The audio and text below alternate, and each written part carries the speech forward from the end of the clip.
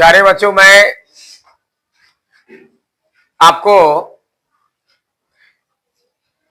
संख्या के बारे में नंबर सिस्टम पिछले वीडियो में बताया था, जिसमें परिमेय और परिमेय संख्या का भी वर्णन किया था। लेकिन आज मैं उसी का विस्तार से वर्णन कर रहा हूं कि आखिर परिमेय और अपरिमेय संख्या कितने तरह के होते हैं, उसका एक दूसरे के साथ कैसा संबंध है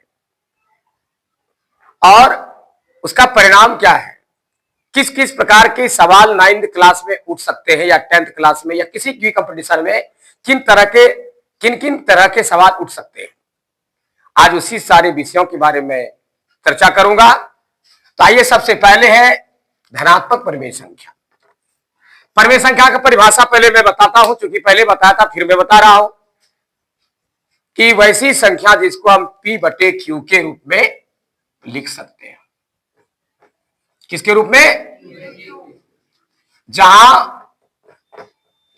Q नॉट इक्वल टू 0, इस जगह पर 0 नहीं होना चाहिए, तथा P एवं Q क्या है? एक पूर्णांक संख्या है।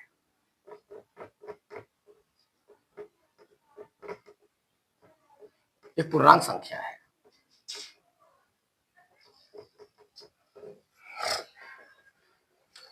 समझ गए? जिसको P/Q के रूप में हम लिख सकते हैं, यानी किसी भी हालत में हम बटे दे करके उसको भिन्न में बदल सकते हैं। तो जितने भी प्राकृतिक संख्या है, ठीक है, जितने भी प्राकृतिक संख्या है, ठीक है, सभी परिमेय संख्या कहलाते हैं। जितने भी पूर्ण संख्या हैं वो भी क्या कहलाते हैं? परिमेय संख्या कहलाते हैं। जितने भी पूर्णांक संख्याएं हैं वे भी क्या कहलाते हैं? परिमेय संख्या कहलाते हैं। जितने भी दशमलव निरूपित शब्द हैं, जिसको आप भाग देने के बाद दशमलव में पूरा भाग लग जाता है, ठीक है ना, जिसको कहते हैं शांत दशमलव, वे सारे परिमेय संख्या के अंतर्गत आते हैं। और भाग देने के बाद जिसमें कि बार बार संख्या आती है, एक ही संख्या बार बार आती है, जिसको हम आवर्त के रूप में दर्शा सकते हैं, वे भी संख्या परिमेय संख्या में आते हैं। रूट के अंदर वे सारी संख्याएं जिसका वर्गमूल निकल जाते हैं, वे सारी संख्या परिमेय संख्या के अंतर्गत आते हैं। लेकिन रूट के अंदर की वैसी संख्या जिसका वर्गमूल नहीं निकलता, या रूट संख्या वैसी जिसका वर्गमूल नहीं निकला हो, उसके साथ प्लस करके कोई परिमेय संख्या हो, या माइनस होकर के कोई पूर्ण या प्रकृति कोई संख्या सटा हुआ हो, चाहे गुणा से, जोड़ से, भाग से, घटाव से, और परिमेय संख्या के साथ कोई भी संलग्न है अकेला, तो वह भी अपरिमेय संख्या कहलाता है, परिमेय संख्या नहीं कहलाएगा। दशमलव निरूपण होने के बाद यदि पूरा दशमलव का भाग नहीं लग रहा है, यानी पूरा कट ही नहीं रहा है, लगा रहे यहां से बरारी तक भाग दे दिए, कहीं अंत नहीं चलता है, अता पता कुछ नहीं है, कटता ही नहीं है, ले दे करके हम आगे बढ़ते हैं। और अंक बार बार एक ही आता भी नहीं है, यानी कि अंक एक ही बार आ जाए तो आवर्त में लिख दें, कटार है, कभी 2, कभी 0, कभी 5, कभी 1, कभी 4, कभी 9, कभी 8, 7, कभी 4, इस तरह से बार बार शेष बचते जा रहा, भिन्न तरह का, और हम लगाते जा रहे हैं। अशांत दशमलव जिसको कहते हैं, उसी का नाम है अशांत दशमलव, ठीक है ना। तो वे सारे अपरिमेय संख्या के अंतर्गत आते हैं। अब हमको समझ में आगे, आप लोगों को आ गया होगा कि किन किन संख्याओं को हम परिमेय संख्या के अंतर्गत लाते हैं। तो आइए, सबसे पहला परिमेय संख्या होता है धनात्मक। धनात्मक प्लस वाले को कहते हैं, ठीक है, और ऋणात्मक क्या कहते हैं? माइनस वाले को। तो धनात्मक संख्या कौन कौन है ये देखिए, जैसे -2/-3, -2/3 क्या है? ये धनात्मक संख्या है। कौन संख्या है? संख्या है। यदि हम 5/3 लिख दें, ये भी क्या है? धनात्मक संख्या है। समझ गए ना? या तो माइनस दोनों में रहे, या तो किसी में माइनस नहीं रहे, ये दो तरह की संख्याएं क्या कहलाएंगे आपका? समझ गए ना? धनात्मक परिमेय संख्या का उदाहरण है। आइए अब ऋणात्मक के बारे में बता रहा हूं। इसमें क्या होगा? दोनों में से किसी एक में क्या रहेगा? माइनस रहेगा, ठीक है, दोनों में से किसी एक माइनस मौजूद रहेगा, तब ये क्या कहलाएगा? धनात्मक परिमेय संख्या। समझ गए? चाहे ऊपर रहे या नीचे रहे, कोई परिवर्तन नहीं है, ठीक है। लेकिन एक ही रूप रहना चाहिए, एक ही तो क्या कहलाएगा ये। अब शून्य परमेय संख्या किसको कहते हैं, ठीक है। इस तरह का शून्य के नीचे जितना भी अंक रखा जाए, 0/2, 0/8, 0/5, ये सब क्या रहेगा, ये शून्य परमेय संख्या के अंतर्गत आते हैं, समझ गए। अब समतुल्य कह रहा है, क्या कह रहा है, समतुल्य। सम माने बराबर, तुल्य तुलना, जिसकी कि देखिए समतुल्य क्या हुआ, जैसे 2/3 है, ठीक है, इसको एक ही चीज से गुणा कीजिए दोनों को, फिर 3 से गुणा कीजिए, 2 दूना 4, 2 3 दूना 6, 2 तिया 6, 3 तिया 9, इसको कटाइएगा, कटा के देखिए, 2 दूना 4, 3 दूना 6, 3 तिया 9, हर हालत में 2/3 आता है ना। तो इस तरह की सारी संख्याएं क्या कहलाएगा, समतुल्य, सब एक जैसा है, कटाते जाइएगा, छोटा करते जाइएगा, सबको लघुत्तम रूप में लाइएगा, सब 2/3 ही निकलेगा। तो इस तरह की जितनी भी संख्याएं हैं जिसका मान एक जैसा है, एक ही है, सबका छोटा लघुत्तम के रूप में लाने से वो सारी संख्या क्या कहलाते हैं, समतुल्य माने बराबर, तुल्य माने एक जैसा, तुल्य माने एक जैसा, सब संख्या एक जैसा है। इसको समतुल्य संख्या जितना लिख सकते हैं, 12 से दोनों गुना कीजिए, 50 से दोनों गुना, जो भी कह रहे दोनों गुना कीजिएगा, वो समतुल्य संख्या बन गया। अब यह माइनस दे दीजिए, सब माइनस हो जाएगा, या प्लस दे दीजिए, ये माइनस दे दीजिए, सब माइनस आएगा, वो आपकी मर्जी, लेकिन सब में एक ही चीज होना चाहिए, समझ गया ना। माइनस रहे तो सब में रहे, नीचे रहे तो सब में रहे, ऊपर नीचे सब में रहे, या नहीं रहेगा तो किसी में नहीं रहेगा। तो ये आपका हो गया समतुल्य परमेय संख्या। अब है परमेय संख्या के जोड़ एवं गुणा के नियम। अब देखिए इसके लिए जगह चाहिए, मैं इसको मिटा रहा हूं, समझ में आ गई बात, ये मिटा दो उसको।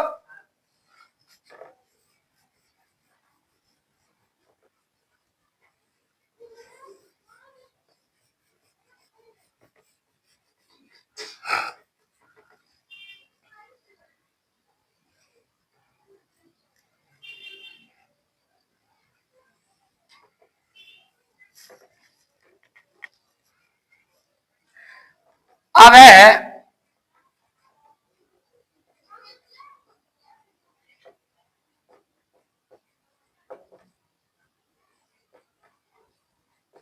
जोड़ एवं गुणा के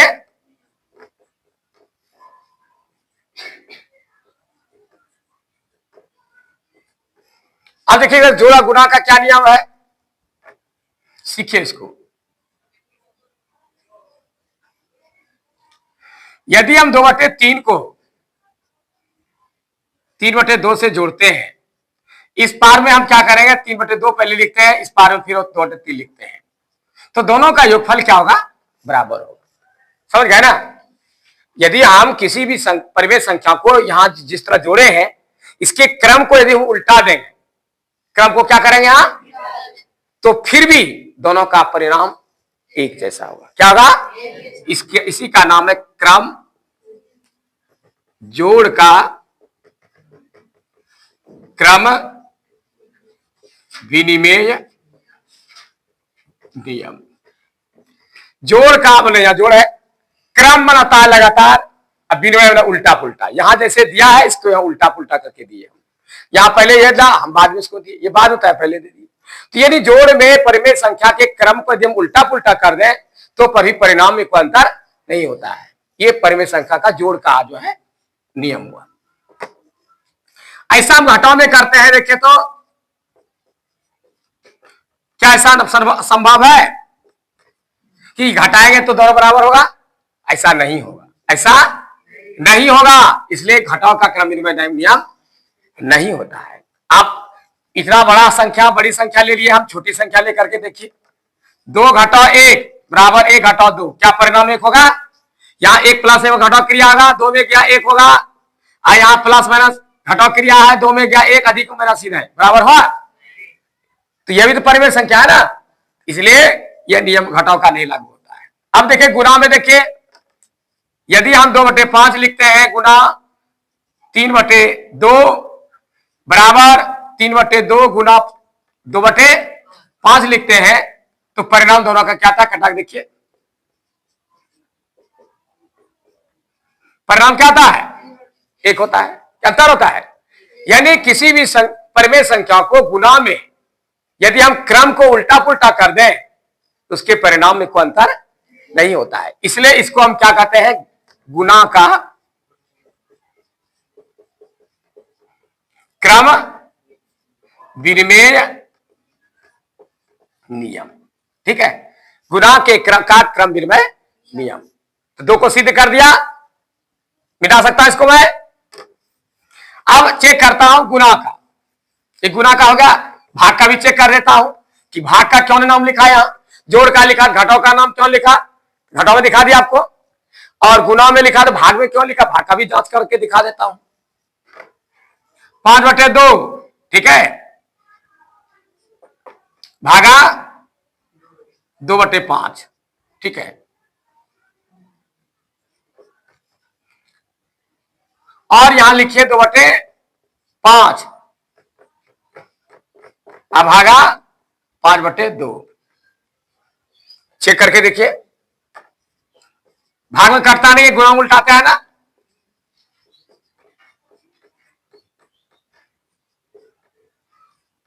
ये ना, ये कटेगा ना, 25/4 हुआ, यहां 4/25 हो गया, क्या बराबर है। इसका मतलब है कि भाग में क्रम विनिमय नियम लागू नहीं होता है। इसलिए कभी भी हम नहीं कह सकते परिमेय संख्या का क्रम विनिमय नियम भाग में लागू होता है और घटाओ में, घटाओ और भाग में इसका नियम लागू नहीं होता है। जब भी होता है कहां, जोड़ और गुना में होता है। इसलिए हमारे विद्वानों ने इसी दोनों का नियम लागू किया। अब है वितरण नियम। वितरण नियम क्या आता है, जोड़ का और गुना का उसी तरह वितरण नियम होता है। वितरण नियम क्या आता है, 2/3 जोड़ 5/4 और जोड़ 3/7, ठीक है। पहले मैंने इसको इसमें कर दिया, अब क्या किया,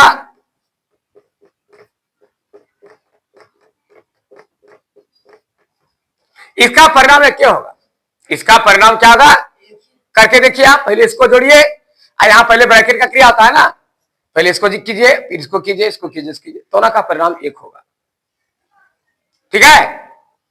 क्या नाम है इसका, साचर नियम है, ये याद रखिएगा। सामना सात चार मिनट चलने वाला, ठीक है ना।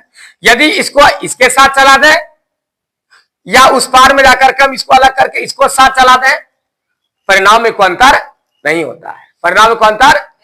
इसी का नाम है साचार्य नियम। क्या नाम है, ये साचार्य नियम कहां लागू होता है, सिर्फ जोड़ में। किसमें लागू होता है, जोड़ में, ठीक है। अब है ये हुआ जोड़ का। अब एक यही चीज गुना में होता है, गुना का साचार्य नियम, साचार्य का नियम। अब देखिए इसको हम गुना के रूप में चेक करेंगे। यदि इसको हम यहां गुना में पहले कर लेंगे, दूसरे बगल में हम इसको ऐसे गुना कर दें और बाहर में 3/7 रखेंगे, यदि इसको हम हल करके देखेंगे तो दोनों तरह का परिणाम क्या होगा, एक जैसा होगा, परिणाम में कोई अंतर नहीं होगा। इसलिए हम गुना का साचार्य नियम कहते हैं, ठीक है। उसके बाद है योज्य तत्समक।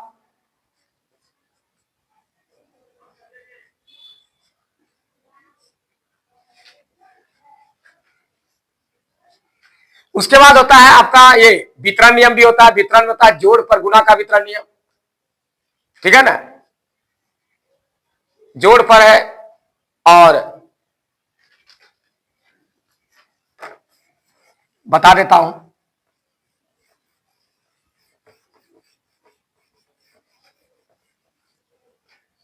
प्यारे बच्चों यहां देखिए गुना का वितरण नियम, ठीक है। यानी गुना का वितरण नियम किस पर होता है, जोड़ पर और घटाव पर दोनों लागू होता है। किस पर होता है, हाँ, यदि यहां पर घटाव दे दिया जाए, ठीक है, और इसको गुना करके बाद में घटाया जाए तो इसलिए इसमें ये नियम सब पर लागू होता है, जोड़ पर और घटाव पर, इसलिए इसमें अलग से नियम लिखा हुआ नहीं है। आप चेक करके देख लीजिए, देखिए छोटा सा अंक लीजिए इसे, ठीक है, बराबर 5 गुना 2 जोड़ 3 गुना 2, हल कीजिए। 5 3 8 गुना 5 गुना 16 बराबर 16। चलिए अब घटाओ का दीजिए ची लगा करके, चेक कर लीजिए, देखिए हो सकता है मेरा गलत हो जाए, घटाओ में लागू होता है कि नहीं। कितना हुआ? 5 गुना 3 गुना 6 लागू हुआ, ये दोनों पर लागू है, ठीक है ना, इसलिए यहां पर लिखा नहीं गया जोड़ पर गुना का या घटाओ पर गुना का, दोनों लागू है, तो इसलिए अलग से लिखने की कोई जरूरत नहीं है।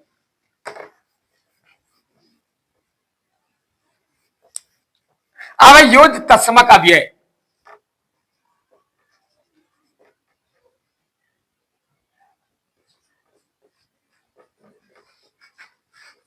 अवयव,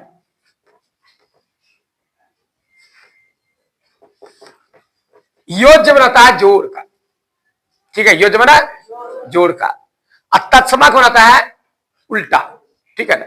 यानी कहता है कि कोई भी परिमेय संख्या है उसमें क्या जोड़े कि उसके जोड़ में कोई अंक में कोई परिवर्तन नहीं, तो क्या जोड़िएगा? शून्य।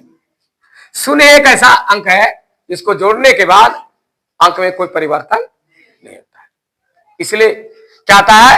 योज तत्समक अव्यय क्या है? यदि आपको पूछा जाए योज तत्समक अव्यय क्या होता है, तो आंसर में क्या लिखेगा? 0। समझ गए ना? योज तत्समक क्या हुआ? शून्य। कौन ऐसी संख्या है जिसको कि हम किसी परिमेय संख्या में जोड़ने के बाद संख्या में कोई परिवर्तन, तो शून्य एक ऐसी संख्या है जो किसी भी संख्या में जोड़ दोगे इसके अंक में कोई परिवर्तन नहीं है, इसलिए योज तत्समक क्या कहलाता है? शून्य कहलाता है, ठीक है, बिठा दो इसको। अब है गुना का तत्समक,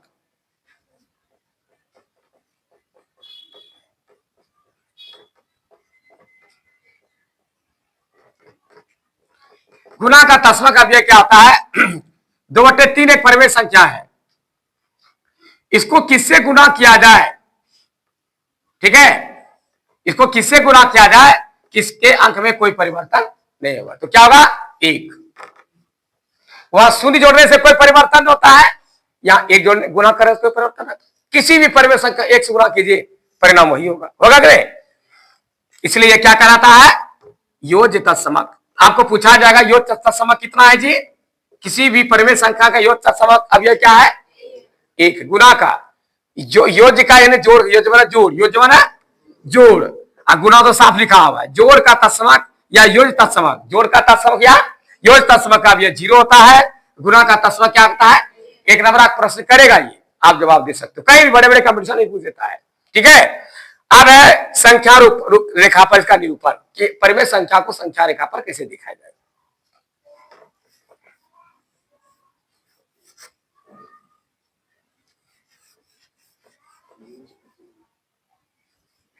योज्य प्रतिलोम एक तो छूट गया ना, योज्य प्रतिलोम,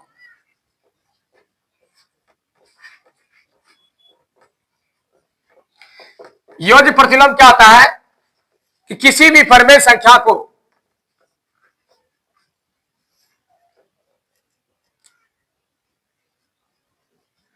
किसी परिमेय संख्या में कितना जोड़ा जाए, ठीक है, जो कि उसका परिणाम क्या होगा? 0 हो जाए, तो उसका परिणाम क्या जाए?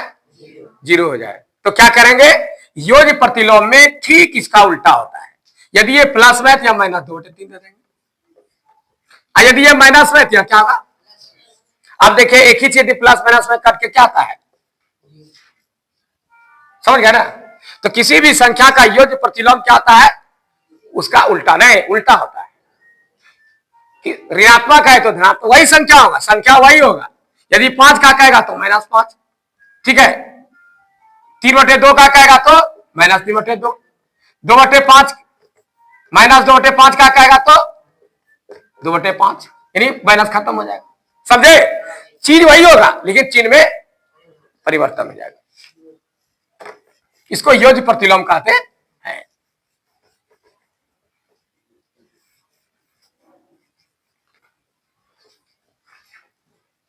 अब है व्युत्क्रम। अब देखो व्युत्क्रम नियम है, इसका गुना होने करे एक होना चाहिए। व्युत्क्रम माने क्या आता है? उल्टा। व्युत्क्रम माने यानी कहेगा कि 2/3 है, ठीक है, तो इसका व्युत्क्रम क्या होगा? तो व्युत्क्रम नियम क्या आता है कि कौन ऐसी परिमेय संख्या है जिसको किस संख्या से गुना किया जाए उसका परिणाम क्या होगा? 1 होगा। तो इसका उल्टा हो जाएगा, ऐसे उल्टा। अभी जो बताए योज्य तत्समक, ये बताए प्रतिलोम, योग प्रतिलोम बताए। योग प्रतिलोम में क्या था कि ऋणात्मक था, -2/3 था, तो इसका आंसर 2/3 हुआ था। यदि 3/2 था, इसका आंसर क्या हुआ? -3/2 था। लेकिन इस बार क्या होगा? उल्टेगा। यदि 2/3 है तो इसका आंसर आया 3/2। देखिए कटा के 1 हुआ ना। मैंने वैसी परिमेय संख्या जिसको गुणा करने पर उसका आंसर क्या हो? 1 हो जाए। परिणाम क्या हो?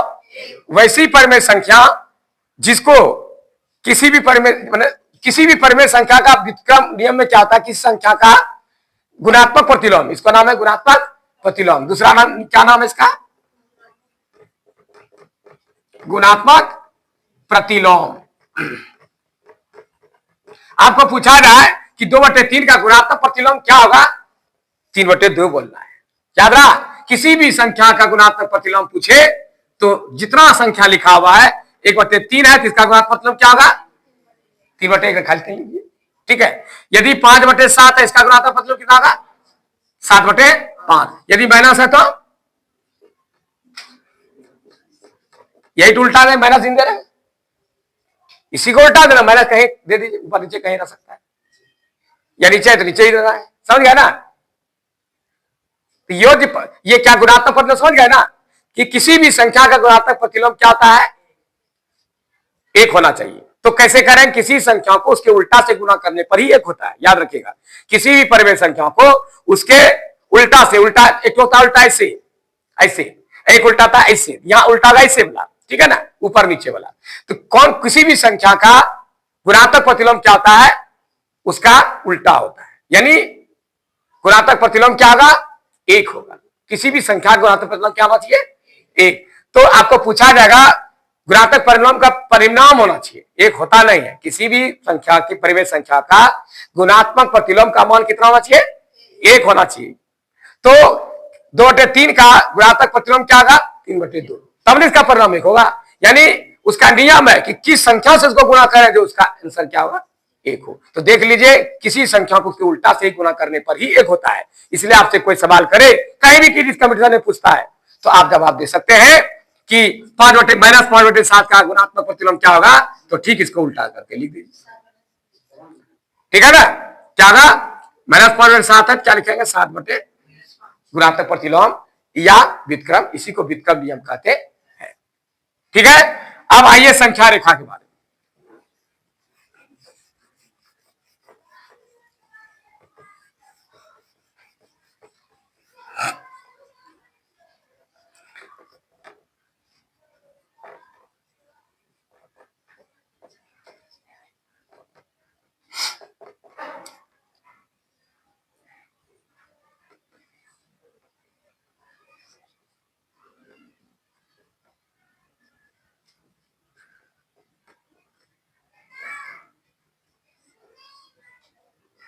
संख्या रेखा पर क्या दर्शाया जाता है? पूर्णांक संख्या। किसको दर्शाया जाता है? याद रखेगा, किसी भी संख्या रेखा को पर हमेशा कौन सी संख्या दर्शाया जाता है? पूर्णांक संख्या। इसको अंग्रेजी क्या कहते हैं? Integer number. क्या बोलते हैं? Integer number. पूर्णांक संख्या किसको कहते हैं? ऋणात्मक और धनात्मक संख्याओं का वह समूह जिसमें शून्य भी हो। तो शुरू की तरफ दाएं तरफ क्या थी? बाएं तरफ क्या आता है? माइनस, ऋणात्मक, और दाएं तरफ धनात्मक होता है। या -1, -2, -3, -4, -5, -6 हुआ, या 1, 2, 3, 4, 5, 6 है। अब देखिए, मान लिया जाए -2/3 है, इसको इस पर दिखाना है, तो कैसे करेंगे हम? सबसे पहले हम क्या करेंगे? 3 से इसमें भाग देंगे। देखो, भाग लगता है, लगा? नहीं लगा। इसका मतलब क्या हुआ? भाग नहीं लगा, इसका मतलब 0 और 1 के बीच में है। यदि एक भी होता तो एक बार कट जाता, एक बार यदि पूरा कटता समझ आती पूर्णांक कितना है, एक है, लेकिन ये एक बार भी नहीं कटता, इसका मतलब 0 और 1 के बीच में है। ये कहां है, 0 0 और -1 इसी के बीच में, 0 और -1 के बीच में है, यानी उधर 0 लिखाएगा, 0 और -1 के बीच में है ये संख्या। तो देखिए कहां है, 0 और -1 इसी के बीच में होगा। अब इसको एकदम डिक्लेयर करना है तो इसको बड़ा कर दीजिए, ठीक है। कितने भागों में बांटना है इसको, नीचे कितना दिया है, इसको 3 भागों में बांटिए, 3 भाग बांट गया, 1 2 3, डंटा 3 तो नहीं देना है, इसको ऐसा डंटा दीजिए ये 3 भाग में बढ़ जाए, ठीक है। अब क्या करना है, 0 से ही गिनना है, कितना है ऊपर में 2, 0 ये हो गया, यहां हो गया -1, 0 ये एक लिखना नहीं इसमें, इसका टुकड़ी है ना ये, तो 0 और -1 के बीच में करना है। तो यहां से हुआ 1, यहां से क्या हुआ 2, यानी ये -2/3, ये एकदम डिक्लेयर आंसर हो।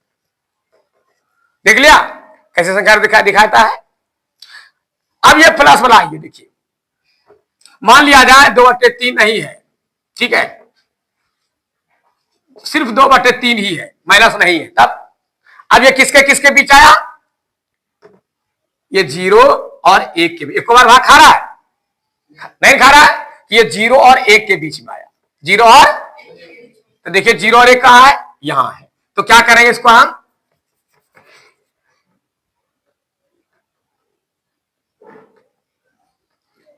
इसको क्या करें, बढ़ा देंगे, कितने भाग बांटना है, इधर से गिनना है, आप उल्टा लिखा क्या, इधर लिखा है ना, इधर से 0, इधर से गिनना, याद, हाँ होश में रखना चाहिए, हाँ ये सुनना, यहां दिया 2 है, 1 2 हो गया, समझ गए।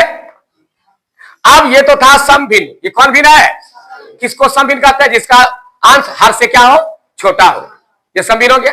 अब यदि विषमभिन्न दर्शाने का है तो चलिए इसका ही बता देता हूं, मान लिया जाए 5/3 को दर्शाना है, अब फिर यहां -5/3 दोनों एग्जाम्पल बताता हूं। तो सबसे पहले इसको देखते हैं, ये किसके किसके बीच है, पहले भाग दीजिए इसको, 3 का 3, पूर्णांक में तोड़िए इसको, पहले पूर्णांक अलग कीजिए, 3 का 3 और 2 ये ना है। अब ये किसके किसके बीच है, बोलिए, 1 और कैसे 3, 2, यदि 2 से ज्यादा होता तो यहां 2 लिखाता है, हमेशा ये किसके बीच है कैसे जानोगे, इसका सिखा देता हूं। जितना पूर्णांक है उसे एक बढ़ा के बोलना, जितना है उससे क्या है 1, ये किसके किसके बीच है, 1 और 2 के बीच में, 1 और 2 के, तो यहां हमको क्या करना है, 1 और 2 के बीच में लेना है,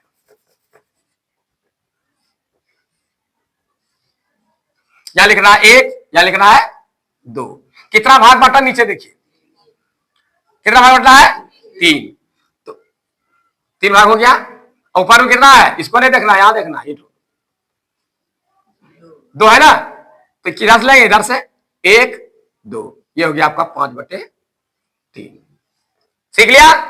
अब यदि इसको दर्शाना है माइनस वाले को, तब क्या करना है, ये माइनस वाला क्या होगा, इसके इसके बीच आएगा, आएगा कि नहीं, माइनस आएगा क्या, -1 और माइनस, तो -2 इधर आएगा ना, माइनस है इधर, -1 ये दोनों के बीच में है।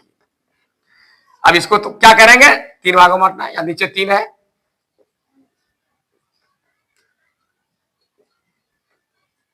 या क्या लिखाएगा, -2 या -1, अब क्या है, 3 2 है ऊपर ना, इधर गिरेंगे 1 2, या क्या लिखाएगा, -5/3। कोई दिक्कत किसी की समझ में, संख्या रेखा पे दर्शाने के लिए मैं सिखा दिया, ठीक है। किसी तरह का सवाल करना है तो आप सवाल कर सकते हो।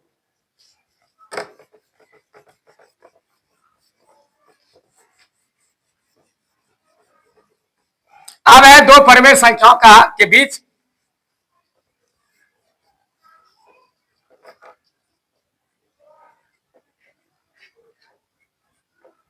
दो परिमेय संख्याओं के बीच परिमेय संख्या निकालना।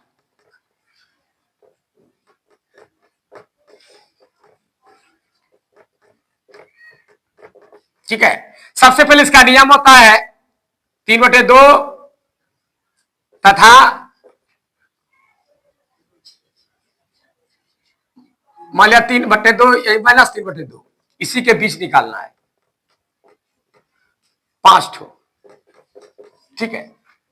5 परिमेय संख्या निकालना है। अब क्या करेंगे, इसका सूत्र होता है a+b/2।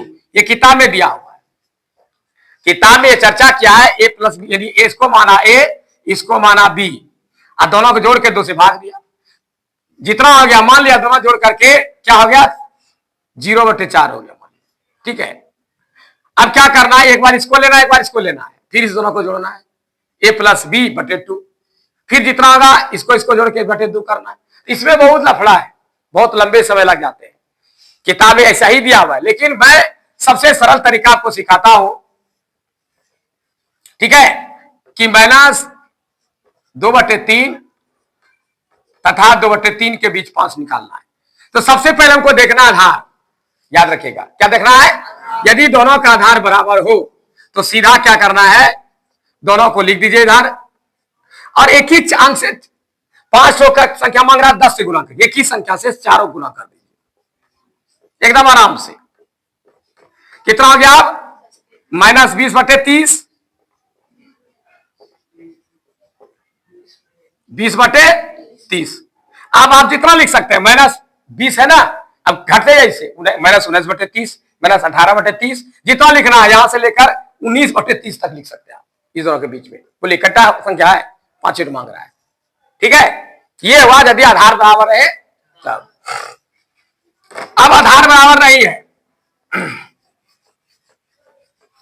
मान लिया -1 तथा 1/2 दे दिया। अब तब क्या करना है, इसके नीचे एक छिपा है और यहां 1/2। अब आधार बराबर है, सबसे पहले क्या करेंगे, आधार बराबर करेंगे। आधार बराबर का नियम क्या है, नीचे वाला आधार से इसको गुना करना है और इसके आधार से इसको गुना करना है। तो क्या गया, -2/2 तथा ये क्या गया 1/2। अब आधार बराबर गया, अब एक ही चीज से गुना कीजिए, 10 से 20 से 50 से आपकी मर्जी, लेकिन हाँ जिससे गुना कर चारों के की चीज से गुना करना, हमेशा ध्यान है। इसको कुछ नहीं, जो भी करना चारों के की से गुना करना, आधार पहले बराबर होना चाहिए तब। अब क्या गया ये -20/20 तथा क्या आ गया 10/20। आप देखिए -18/1 से लेकर 9/20 तक लिख सकते हैं, बीच में कोई भी संख्या लिख सकते हैं आप, ढेर संख्या हो गया। क्या ये सरल की पहला नियम सरल था, ये नियम सरल है, किताब वही नियम दिया हुआ है, ठीक है। ये नियम मैं अपने ढंग से सिखा रहा हूं, ठीक है ना। अब देखिए यदि ये तो था बिना शून्य वाला, यदि शून्य वाला दे दे तो शून्य तथा 1 के बीच था, तो इसके नीचे एक छिपा, इसके नीचे एक छिपा है, आधार बराबर है, एक ही अंक से 4 गुणा कर दीजिए, हो जाएगा ना। 10 शून्य 0/10 और फिर 10/10। अब 1/10, 2/10, 9/10 तक लिखिए, हो जाएगा। अब मान लिया जाए ये तो हल्का हल्का था, 2/5 तथा -1/7 दे दिया। आप इसके साथ से इसको गुणा कीजिए, आधार पर है बराबर करना है ना, आधार बराबर कीजिए पहले। इसके पास से इसको क्या करना है, 7 × 14 तथा क्या हुआ /7/35। अब क्या करना है, ऐसे ही निकल रहा है, देखिए आपका ढेरी गुना करना जरूर पड़ेगा। देखिए तो 5 मांग रहा है, तो 14 है, तो क्या करेंगे, नहीं माइनस है, माइनस रहेगा तो 7 ना लाना, 13 क्योंकि उसके पास जाना है ना, घटते क्रम में जाएगा ना, उसके पास जाना है। 13/35, 12/11/10, 9 7 6 4 5 3 2 1 0 तब -4 -3 -2 -1 नहीं, 0 से 0 के बाद -1 -2 -3 -4/35 तक लिखेंगे, जिससे ज्यादा इसी तरह के बीच का ही होगा। क्या किसी दिक्कत, तो मैं आज आपकी सेवा में ये महत्वपूर्ण बातें बताया, ये परिमेय और परिमेय संख्या की, इसके बारे में बहुत सारी बहुत बातें हैं इसको, और परिमेय संख्या के बारे में, फिर इसका संबंध जो है परिमेय को जोड़ने से हमेशा परिमेय होता है, इसको याद रखना, ठीक है ना। और परिमेय के बारे में चर्चा बाद में करूंगा अगले वीडियो में। तो बच्चों यदि आपको ये अच्छा लगे तो अधिक अधिक शेयर करना और सब्सक्राइब करना और लाइक करना। तो आज की पढ़ाई गणित का यहीं पर संपन्न होती है, तब तक के लिए तमाम बच्चों को मेरा धन्यवाद।